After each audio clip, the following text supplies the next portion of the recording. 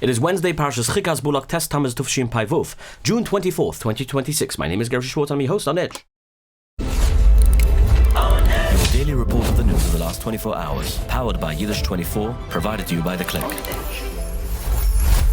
Trump is saying they'll do anything we ask. Iran is claiming anything we ask. Israel and Lebanon are back at the table in Washington, and one Israeli official is claiming that the whole thing is a train wreck. The fight over the Xyros Agiyas is coming to a head-on collision, literally, and the Israeli government itself could dissolve within days. The Houthi terrorists in Yemen found a sneaky new way to pay for their attacks. Wait until you hear this one. Down in Texas, a whole neighborhood gets taken over by millions of bees, honeybees, and folks are told to lock their windows. Yesterday we learned about bacteria becoming a battery. And today, a real breakthrough in the fight against cancer. The kind of news you don't get to share enough. And that and way more on today's broadcast, so stay tuned. But before we do that, you can get beautiful American-made shades, blinds and curtains for a lot less than other guys without giving up any quality. My Home Finish. My Home Finish gives you completely hassle-free service. Run by Haimeshi Ingelat and proudly employs 100% Haimeshi Eden. Hassle-free. The services have, because they're a top leading brand, they can afford to be cheaper than 90% of their competitors. You get premium quality for an affordable price. They always say that customers come back for the price, come back for the service, and never come back for the quality because, obviously, why should they? Quality lasts forever. My Home Finish services Monsey, Monroe, Upstate, and the entire New York City region. Now, plus, a special offer just for my On Edge listeners. Mention On Edge, when you want to order, you get 5 to 10% off depending on the order. Tell your friends, tell your neighbors, anyone who's developing or building a new house or upgrade. Or you go to Amazon and buy shades and complain after 3 months. 845-372-6613. You'll thank me later. Again, the number is My Home Shades. 845-372-6613. Or visit myhomefinish.com or email them at info@myhomefinish.com. All right. You remember the deal? MOU, the Memorandum of Understanding that J.D. Vance and Jared Kushner and as well Steve Witkoff signed with the Iranians, Pakistanians, and the Qatarians in Switzerland this weekend. The previous weekend, right? To end the war, supposedly. One of the main parts of the deal was simple. Iran has to let inspectors from the IAEA come in and check all the damaged, bombed nuclear sites. Well, now Iran is refusing to let them in, obviously. That goes against what Vice President J.D. Vance said just a few days ago, when he announced in Switzerland that the inspections would start immediately, and he said by Monday. Iran's Deputy Foreign Minister Kazem Garibabadi says that they will only allow inspectors near its nuclear sites once the final deal is fully signed. That is, 60 days. President Trump rejected that flat out. He says Iran already agreed to let the United Nations inspect the sites, and that is that. Now, there is also a fight over Iran's ballistic missiles. While visiting Pakistan, Iranian President Masoud Pezeshkian, who flew yesterday to Pakistan along with fighter jets of Pakistan, with a Begleiten kind of thing, said that Iran will never give up its missile program, obviously. He said that without missiles, Iran would have no way to defend itself and would look like Gaza, flat. Pakistani President Shehbaz Sharif also confirmed that nowhere in the MOU is there anything about the missiles. But Trump says Iran has no real missile power left. Anyway, in his words, we can fly over to Iran just at will, and nobody could do anything to us. And he said, we won big. Iran is being very good to us, and they will do anything we ask them to do. Iran's side is talking just as big. The Speaker of Iran's parliament, Mohammad Bagher Ghalibaf, spoke about him a lot, he was in Switzerland now, stood up at a conference in Azerbaijan and called the whole deal a loss for America. In his words, the agreement became a declaration of America's defeat. He said Iran's people resisted and won, and that foreign armies should get out of the region right now. Trump is feeling very confident about right now, and he said on Truth Social the following. Here is exactly his words. So, I have Iran on the ropes, he says, ready to go down for the fall, willing to give us practically anything, and for the first time in decades, respecting the hell out of the United States and its president. And he writes in big words, big letters, me. But on that very same day, the Senate did something that made him a little bit angry, or might I say, a lot. Now, the Senate voted 50-48 to tell the president he must get Congress to agree before starting any new fighting with Iran. It is the first time both houses of Congress have ever passed a vote like this. But it does not carry out the force of law, so it does not exactly tie his hands. Trump responded sharply on Truth Social again, in his words. He called it a very poor time and meaningless War Power Act vote. He even added that Iranians asked him what is going on. He complained, why are they doing this now? It's a bad time for America. We're making a deal with Iran and you guys are ruining this. And he added, these senators have just made my job more difficult, but I will get it done one way or another, because I always, and he says always, get it done. And now the bill for the war is coming due. The White House is asking Congress for $80 billion more, mostly to replace all the missiles and weapons America used up for the fighting in the war.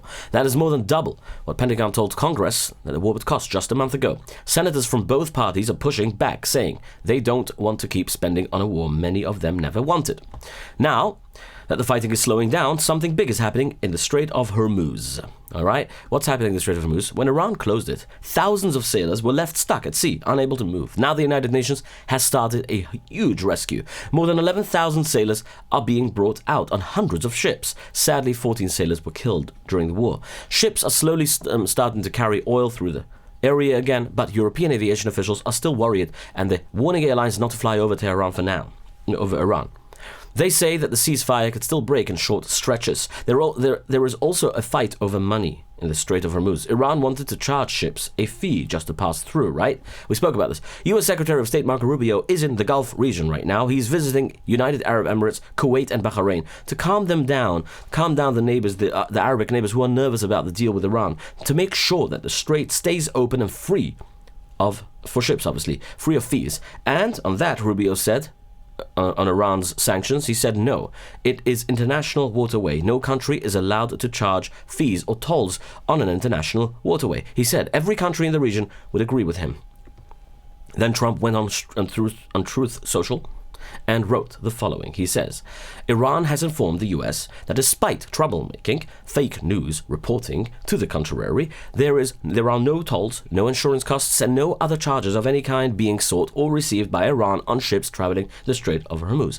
If this is false information, negotiations would end immediately, he writes. And even though Iran already refused to buy American crops, Trump says America will buy the food for them. In his words, we will be releasing some of their money, and that is totally controlled by the US, by us, to our farmers and ranchers for the purchase of corn, wheat, soybeans, and more. Food is desperately needed in Iran, he says, and we will be purchasing it for them exclusively from the United States of America. On that same trip, Rubio made one more thing clear, and he said, America will not do a thing that puts the safety of its longtime allies in the region at risk. Let's talk about Halo. Halo is high-functioning water. You can find it anywhere, by the way. The best thing for you to feel energized and refreshed. I drink Halo too, because it's clean, refreshing, alkaline water with a balance of pH level 9+ pH. Halo is a golden dome to your body. Unwanted seasonal flus and viruses don't have entry there. It is needed for our liver to function, for our heart to function, for our kidneys to function.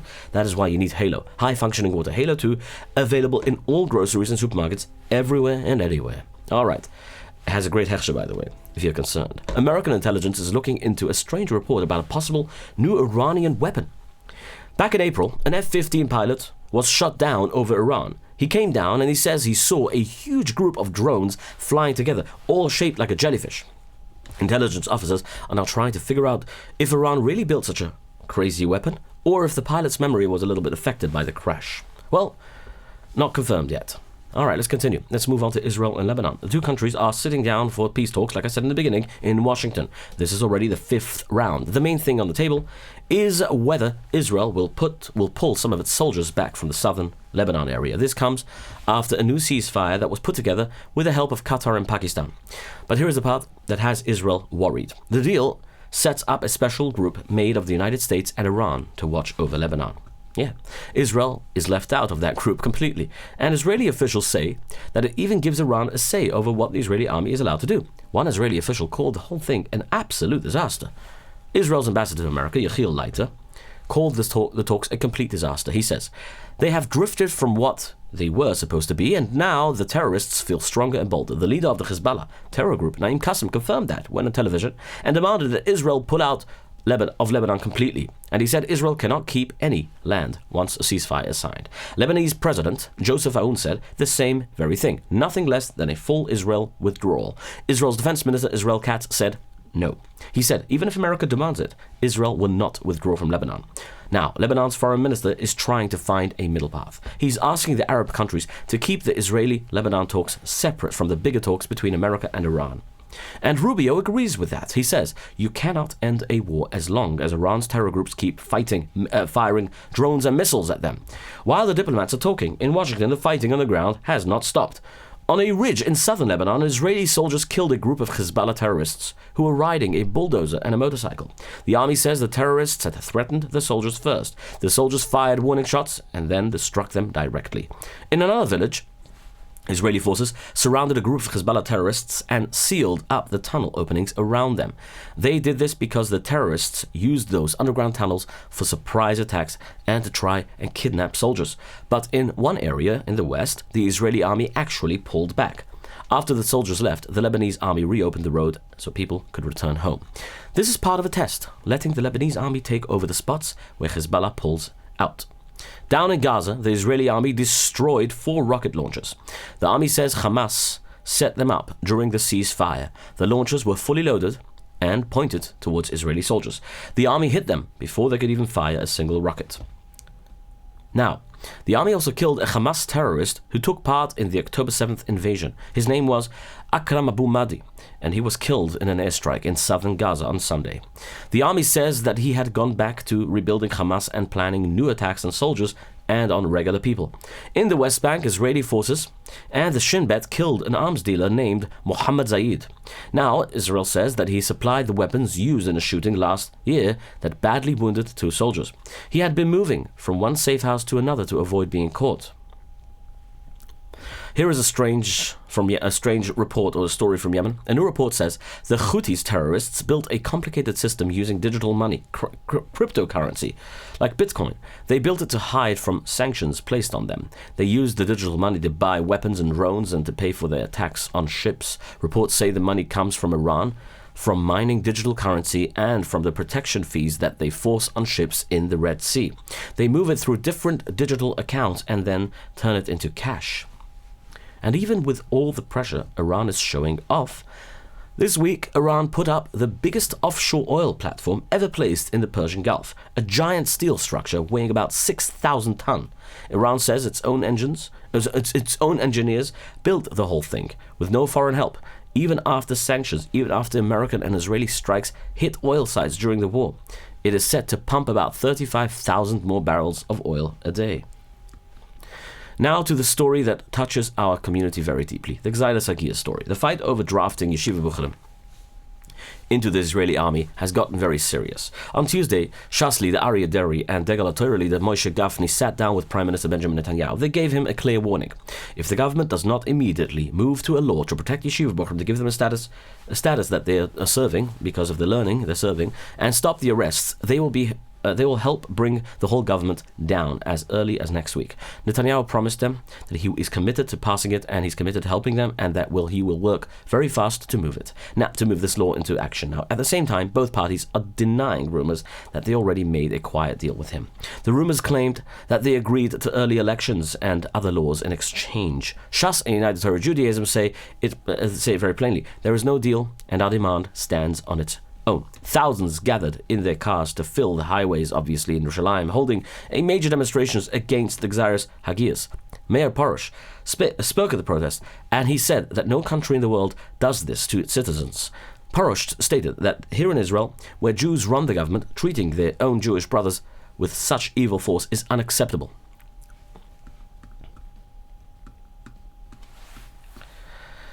Now to Bnei Brak.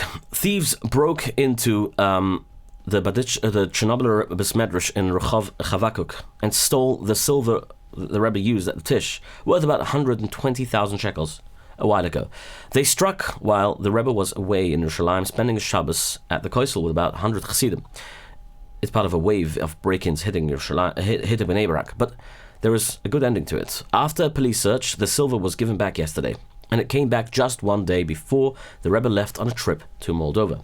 He is traveling there with a large group of Chassidim to daven at the kaiva of his ancestor, V'zaydus, Harav Rabbi Chiel Heschel of Krilevich.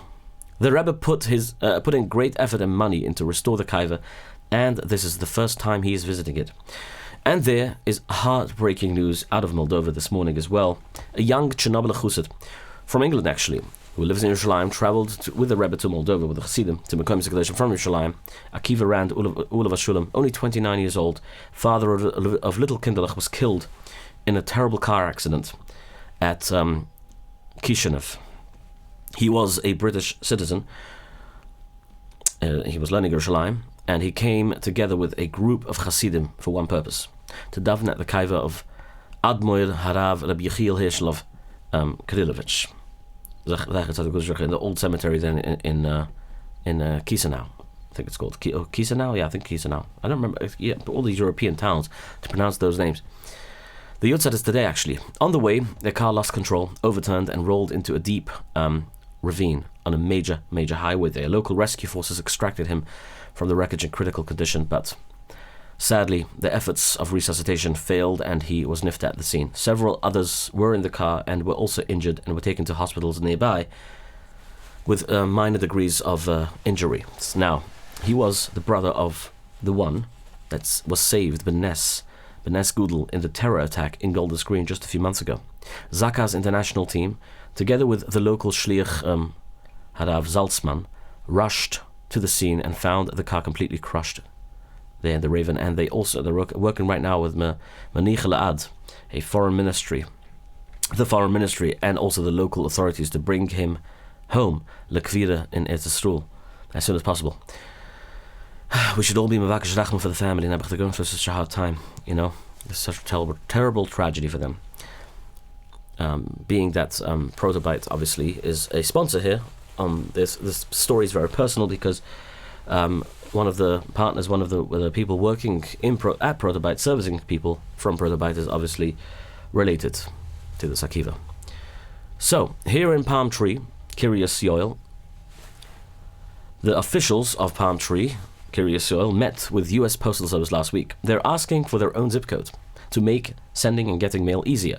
The village is now about 50,000 people, you know, and they feel it is time for a full post office of their own. Right now, residents still have to travel to the town of Monroe for the post office.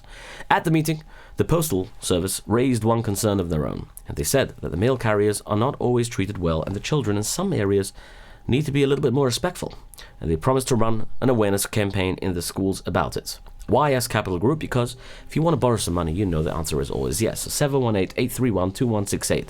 The answer is always yes. Why ask Capital Group? A very, very loyal sponsor. Now in America, President Trump, meanwhile, called off a planned housing event at the White House.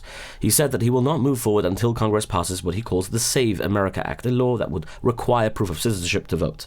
Here is how he put it on Truth Social. Today's housing news conference and signing is hereby cancelled until such time that as we pass the desperately needed Save America Act, which I consider to be a national emergency. Thank you for your attention to this matter.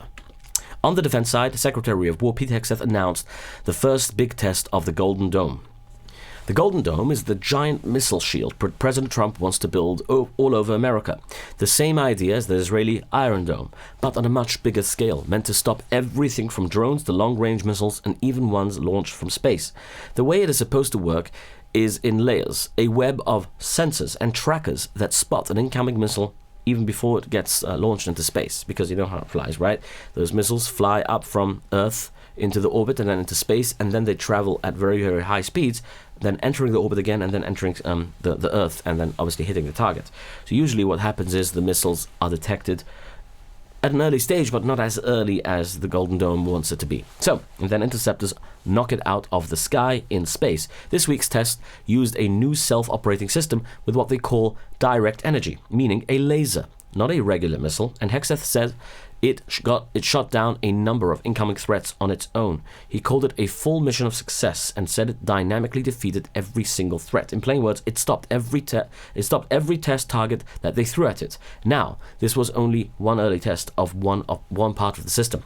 The full Golden Dome is not expected to be ready until the end of Trump's term in 2029, and the cost estimates run about from $185 billion all the way up to even $1 trillion. So Elon Musk technically can fund the entire thing, and then he'll be a poor person. So it is a real step forward, but the finished shield is still years away. 2 years away. And now something a little lighter out of Texas. I would say lighter, if you think so. Depends how you think of it. Millions of honeybees took over a whole neighborhood after a big truck flipped over on the highway. The truck was carrying 400 beehives, and they all spilled into a ditch. About 2 million bees flew out in the air. 2 million honeybees. The police had to close off the area and tell people to stay inside with their windows shut. Local beekeepers rushed over to help, and thank God nobody was seriously injured. Arrive Express takes you places you can always trust and rely, because Arrive and their Express, 845-622-1111, or from Palm Tree, 845-254-1111. Okay, let's come back home to New York for a primary election results a little bit. Okay, yesterday we spoke about the Dan Goldman. Remember the coffee story, right? First, the good news. Many Yidden came out to vote in Borough Park. A new polling site right in the heart of Borough Park brought people out. The Borough Park JCC says that more than 6,000 people voted there since early voting opened last week. That is about a third more than last year's race for the mayor. So, some nearby precincts only saw around 100 voters all day. So, this is a good move, I guess, for the next coming elections coming up. This is just a primary Democratic election, by the way, just saying. It's not the final. The final elections are happening in November. Now, for some positive news for the Jewish community. New York State Comptroller Thomas DiNapoli, who has been in office for 20 years now, seems to have beaten the challenge to his re-election. In Queens, Pesach Osina is on track to secure the Democratic nomination for the State Assembly. And Spring Valley produced some good news as well for Assemblyman Aaron Vida. He'll have a divided opposition challenging his re-election bid because, it makes their chance to win over his seat a lot more slimmer, in other words. So, 3 socialist candidates, backed by Meir Zaharam Abdani, won their primaries. The Reform Jew, Brad Lander, won against Jewish candidate Dan Goldman, the one who was basically had an anti-Semitic attack on him, using social media yesterday with a coffee shop that they threw him out, so to speak. He claims that this coffee barista was very nice to him, but the owners were obviously very, very rude to him. Dan Goldman lost by 30 points. Their names are Claire Valdez Daria Liza Avila Javier, who cares, and Brad Lander.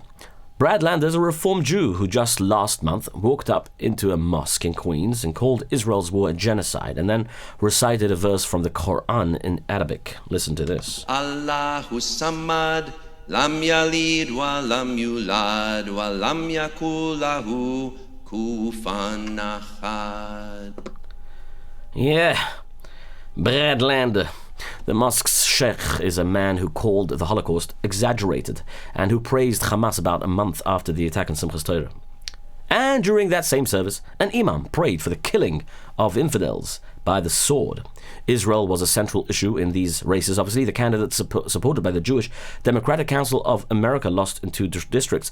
And in another race, a Palestinian-American socialist named Kawas won as well. Kawas wants to cut off all funding to Israel. He helped start a campaign called Not on Our Dime, which wants to tax any New York group that gives money to Israel or the Israeli charities. Any Israeli charity can be affected by that. Tax them. President Trump also gave his reaction to this New York result. On Truth Social, he wrote that Meir Mamdani pulled through 3 solid communists, and he criticized the media for cheering it. Then he bragged that his own picks went 16-0 on primary night, with almost no attention from the press. Now, obviously, Brad Lander, who is a far out, radical left lunatic in his words. In another post, he added, "My real poll numbers are in the highest they've ever been. Thank you for your attention to this matter." And now, a few stories from around the world. The United States is moving ahead with a big sale of jet engines to Turkey worth more than $700 million. This is happening even though Congress objected to it. The engines will power Turkey's own new fighter jets. And the Turkish President Erdogan says he expects to meet one-on-one with President Trump in Turkey, most likely at the next month NATO meeting there. And reporters asked Trump whether he will obviously support this sale of the F-35 program. He said, "Of course I will. He's a great warrior and a great friend," he said. "I asked him to stay out of the war with Iran, and he did. He listened to me. He's a good friend, and I trust him. He's a NATO member, after all." That's what Trump said. Israel's not too happy about this, obviously. So let's end on some hopeful news in the fight against cancer. Scientists have found a new way to grow a steady supply of cancer-fighting cells in the laboratory. Researchers at the University of Southern California learned how to take a certain kind of immune cell and make it keep multiplying. Until now, scientists thought only basic stem cells could keep copying themselves forever. The team says they can now shape these lab-grown cells to attack cancer directly. The lead researcher says this gives doctors a brand new starting point, not just for cancer, but for infections and immune diseases as well. Protobyte, 347-354-1237. Again, the number is 347-354-1237. And on the same note, my heart goes out to the family of this Protobyte, I would say this Protobyte manager, who basically, obviously, is right now sitting Shiva, so service might be a little slow, they said, during the 7 days that she's sitting Shiva on her brother, so Hashem should help and give her, a Mukim Menachem Eschem and Besiras Tovas only. All right, my friends, Besiras Tovas, and we'll see each other tomorrow. Your daily report of the news of the last 24 hours, powered by Yiddish24, provided to you by The Click.